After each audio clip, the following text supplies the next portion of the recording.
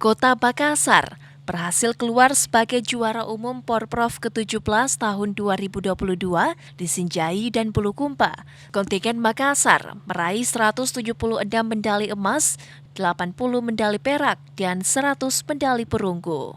Cabur bridge menjadi penentu atau juru kunci untuk meraih juara umum dan hasilnya Makassar berhasil menang dan memperoleh emas pada cabur bridge setelah berhasil mengalahkan tim beregu bridge dari Selayar. Komite Olahraga Nasional KONI Kota Makassar pun merasa bangga atas prestasi yang ditorehkan para atlet yang berjuang dalam kompetisi ini. Kita sangat bersyukur atas hasil ini. Ini sesuai dengan target yang sudah kita tetapkan. Kemudian yang kedua, melampaui pencapaian kita, jauh melampaui pencapaian kita di Porda sebelumnya.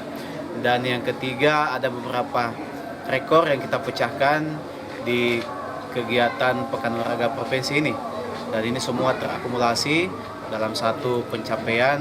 Ini adalah kontribusi yang besar, keterlibatan semua pihak dalam pembinaan prestasi yang sudah kita hadirkan hari ini. Tak hanya itu, apresiasi juga diberikan kepada para pelatih dan ofisial pengurus cabang olahraga.